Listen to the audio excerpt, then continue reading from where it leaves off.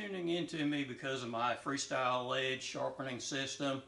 I'd like to tell you I'm working on an update about that. We're trying to figure out how to locally produce it and make it cost effective. We're making a lot of headway on that.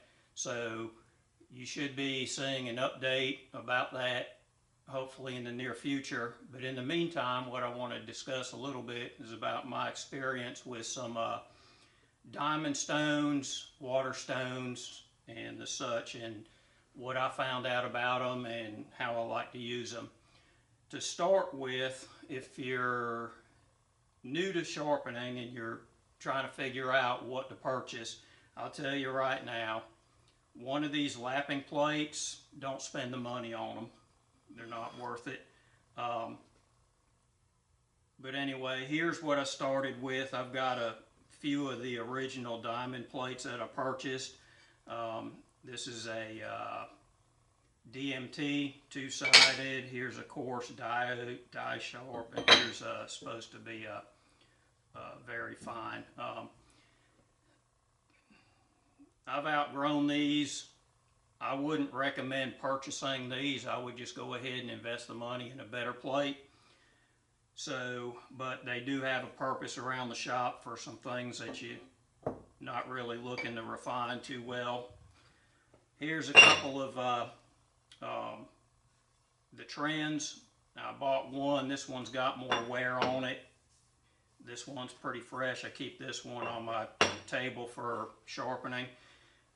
Trend claims that this is precision flatness. I don't know what their definition of that is, but I can assure you that the 1000 side is not precise. I don't use it for any of my plain blades. I do use the 300 side for flattening these water stones. It works real well for that, and I seem to get a good flatness out of it. This one is not broken into well, so I use it, the 300 side, if I need to do some coarse work on a blade to get rid of some damage. This one's broken in pretty good. I use it for flattening stones, and actually this is probably worn into about a 2,000 or 3,000 grit, and this works really well for my scraper blade on my 112. There's a little bit of a dip in it. Both of them are the same. So it actually, I like using that on that blade, not any other plain blades. So moving on, I've got some Nortons here. I like the Nortons. This is what I started out with. I've got 1,000, 4,000, 8,000. They seem to wear well. I like them. I like any of the water stones because they're consistent. I use that to flatten them, but I've had these I don't know how many years. You see the 4,000, I've actually replaced it. It's getting quite thin. The thing about the Nortons, you have to keep them soaked. So when you use them, you have to anticipate when you're going to use them. For me, it's occasionally, and if you're a weekend guy, you're not always sharpening, it's kind of difficult to keep them in water. When you take them out, you have to let them dry thoroughly, or you might get some mold buildup on it. Water, leaving it in a dish all the time can be problematic with algae and mold and everything like that. But if I know that I'm going to spend the day in the shop and sharpen a lot, I'll soak these, especially if it's I'm going to be kind of abusive on them.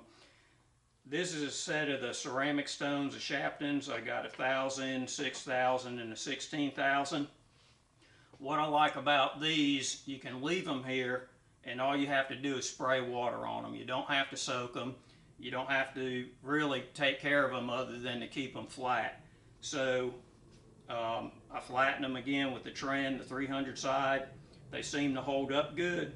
I love them for the fact that I don't have to soak them. There's no water maintenance, and but I don't abuse these too much. I try to use them when I'm doing my fine work and I want a nice precise edge on my tools. So that's my take on what we have here.